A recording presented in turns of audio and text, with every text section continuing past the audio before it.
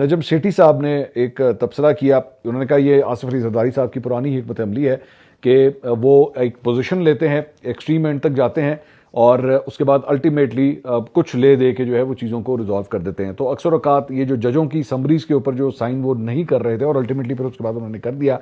तो डेफिनेटली उन्होंने कहा मुझे ये नहीं पता कि अब जरदारी साहब ने क्या कमिटमेंट ली है या उन्हें क्या दिया गया है, लेकिन definitely he has got his chunk of meat और उसके बाद जो है वो चीज़ें सेटिस्फाई हो गई हैं और अब जो है मामला जो है वो इसी तरह रिजॉल्व होना शुरू हो जाएंगे। लेकिन साथ ही साथ उन्होंने एक और बात भी की कि ये जो नए इंतजामी यूनिट्स हैं, ये मामला जो है वो अभी फंसा हुआ है और इसके ऊपर हो सकता है कि आने वाले दिनों के अंदर जो है वो कई डेवलपमेंट हो। साथ ही साथ उन्होंने अपने तबसरे और तज्जिया के अंदर ये बात भी की है कि तहरीक इंसाफ के हवाले से भी इस्टेब्लिशमेंट की एक कोशिश होगी कि 28वीं आईनी तरमीम के साथ ही जो मामला जो है वो जब जोड़े जाते हैं, अगर नए सूबों के हवाले से या नए एडमिनिस्ट्रेटिव अफेयर्स के हवाले से, तो पाकिस्तान तहरीक इंसाफ को भी जो है ऑन बोर्ड लिया जाए, क्योंकि वो प्रिंसिपली ऑलरेडी नए इंतजामी यूनिट्स या नए सूबों के हवाले से उसे सपोर्ट करती है उस चीज़ को। लेकिन पाकिस्तान तहरीक इंसाफ ज़ाहिर बात है इसके लिए चाहेगी कि बाकायदा तौर पे एक मुलाकात जो है वो करवाई जाए सुहेल खान आफरीदी साहब की, जो ऑलरेडी 27 सितंबर की डेट दे चुके हैं, तो उनकी मुलाकात करवाई जाए इमरान खान साहब से और हो सकता है इमरान खान साहब को ऑलरेडी मैसेजेस पहुंच भी गए हों और उसके बाद उन्हें भी ऑन बोर्ड लिया जाए और उसके बाद ऑन बोर्ड लेने के बाद मामला जो है वो आगे की तरफ ले जाया जाए। साथ ही साथ उन्होंने कहा कि ऑब्वियसली पाकिस्तान तहरीक इंसाफ को इसके बदले में कुछ चीज़ें जो हैं वो चाहिए होंगी और हो सकता है कि कल को इमरान खान साहब या बुशरा बीबी को जो है हस्पताल या बनी गाला की जानिब जो है वो शिफ्ट कर दिया जाए और ये भी हो सकता है कि इन सारी चीज़ों को जो है वो बुशरा बीबी के ज़रिए इन तमाम चीज़ों को हैंडल किया जा रहा हो। सो आने वाले हफ्ते जो हैं वो बड़े इंपॉर्टेंट है और देखना यह है कि इस सारे सिलसिले में जो है वो डेवलपमेंट्स क्या होती हैं। ये जो नए इंतजामी यूनिट्स हैं, इसके ऊपर नासिर इकबाल साहब बड़े ज़बरदस्त सीनियर जर्नलिस्ट हैं, डॉन से वाबस्ता हैं, कोर्ट रिपोर्टिंग वैसे वो करते हैं। उन्होंने इसके ऊपर जो है वो स्टोरी दी। उन्होंने कहा new administrative units under serious consideration. So अब डॉन ने भी, नासिर इकबाल साहब ने भी जो है ये खबर दे दी है कि जनाब ये जो नए एडमिनिस्ट्रेटिव यूनिट्स हैं इसको बहुत सीरियसली कंसिडर किया जा रहा है। मैं आपको ऑलरेडी जब मोहसिन नकवी साहब ने वो तकरीर की थी तो मैंने अगला एक हफ्ता 10 दिन मैंने आपको उसके अंदर रिपोर्टिंग करते हुए आपको मैंने बताया था कि ये मामला बहुत सीरियस है, इस पे कुछ टाइम लाइन्स जो हैं वो बनाई गई हैं, आगे चलना किस तरह है इसको बनाया गया है और जो जिन लोगों ने ये प्लान्स किए हुए हैं, जो लोग ऑलरेडी इसके ऊपर काम कर रहे हैं, वो इसको बड़ा सीरियस पुश कर रहे हैं। तो हमारे बहुत से दोस्तों ने इस बात पे यकीन नहीं किया था और उन्होंने कहा नहीं ऐसा तो कोई चक्कर ही कोई नहीं। मैंने खैर मेरे पास जो सोर्स थी मैंने तो आपको बता दिया था। आज डॉन भी नासिर इकबाल साहब भी इस पर रिपोर्ट कर रहे हैं। उन्होंने कुछ और एंगल्स भी दिए, मैं वो भी शेयर करना चाहूँगा। मैं उसको पढ़ देता हूँ उन्होंने खबर में क्या कहा है। उन्होंने कहा हुकूमत के एक आला अहदेदार के मुताबिक इक़्तिदार के ऐवानों में नए सूबों के क़याम के लिए काबिल अमल तरीन तरीक़ाकार पर संजीदा बहस जारी है। उनके ख्याल में यह बहस मुजवज़ा 28वीं आईनी तरमीम की जानिब पेशरफ्त का पेशखेमा है। हुकूमती ज़राए जो इस मामले में होने वाली पेशरफ्त से बाखबर है ने बताने से गुरेज किया कि इब्तदाई मराहिल में मौजूद ये तजवीज़ कब अमली शक्ल इख्तियार कर सकती है। ताहम अहदेदार ने तस्लीम किया कि नए इंतजामी यूनिट्स के क़याम के ख्याल को हकीकत में बदलना आसान नहीं होगा, क्योंकि बड़ी सियासी जमातों जो बज़ाहिर इस तजवीज़ की मुखालिफ हैं के दरमियान इत्तफ़ाक़ राय पैदा करना एक बड़ा चैलेंज है। अहदेदार के मुताबिक इस वक्त बहस इस बात पर मरकूज है कि नए सूबे बनाए जाएं या नहीं, और अगर बनाए जाएं तो कितने सूबे काफ़ी होंगे, या उसके बजाय मजीद इंतजामी यूनिट्स कायम किए जाएं, या फिर बल्दियाती निज़ाम को बहाल करके उसे बाख्तियार बनाया जाए।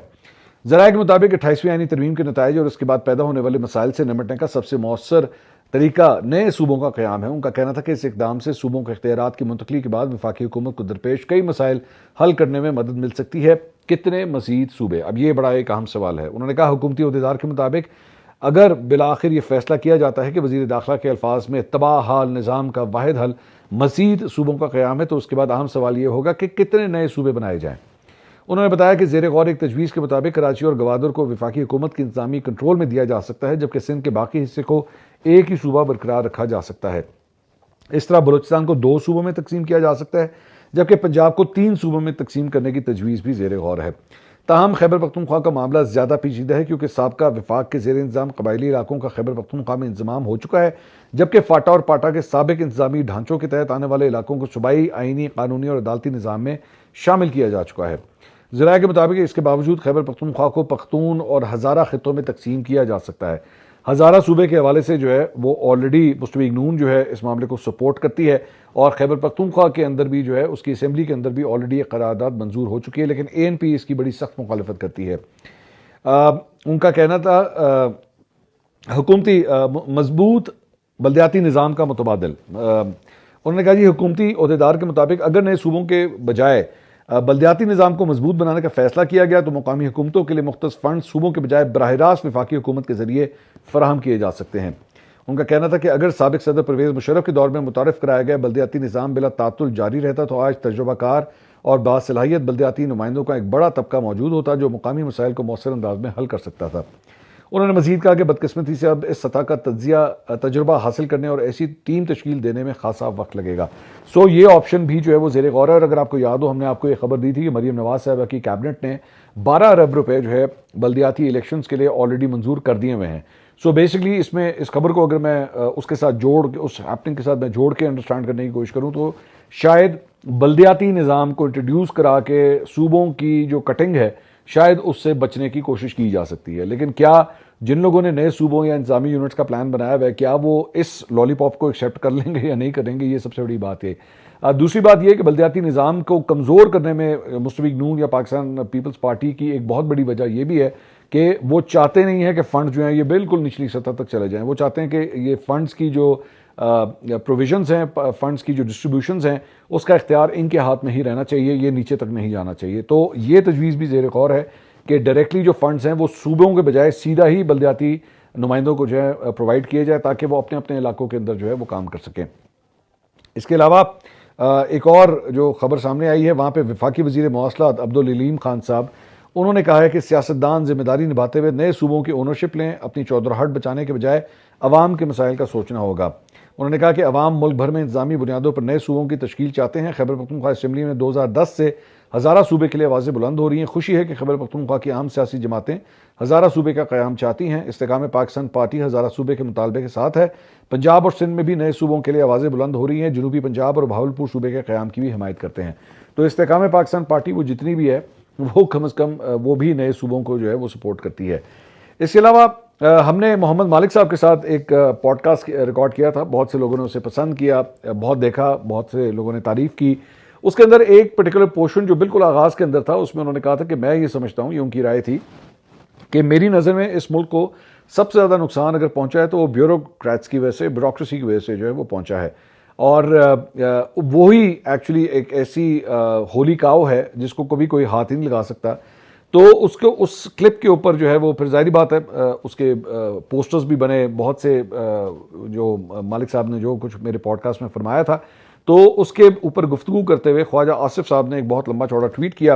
उन्होंने कहा मोहम्मद मालिक साहब ने गुज़िश्ता रोज़ एक पॉडकास्ट में ब्यूरोक्रेसी पर बात की। इस पर ख्वाजा आसिफ ने सोशल मीडिया पर कहा कि वतन अजीज़ की 78 साल तारीख में सियासतदानों के झूठे सच्चे एहतसाब की मिसालें बेशुमार मिलेंगी। बाकी हुक्मरान तबके की भी आपको चंद मिसालें ज़रूर मिल जाएंगी, नहीं मिलेंगी तो हमारी ब्यूरोक्रेसी की नहीं मिलेंगी। ब्यूरोक्रेट्स पाकिस्तान के असल और दायमी हुक्मरान हैं और रहेंगे। हमने उनको वज़ीर आज़म भी बनाया, गवर्नर जनरल और सदर पाकिस्तान दो दफ़ा बनाया। इनमें से एक वक्त का ब्यूरोक्रेट हुक्मरान सियासतदानों को मुँह पर माँ बहन की गालियाँ भी देता था और वो सुनते थे। ब्यूरोक्रेट वज़ीर व मुशीर गिनती करें तो 78 साल में लातादाद मिलेंगे।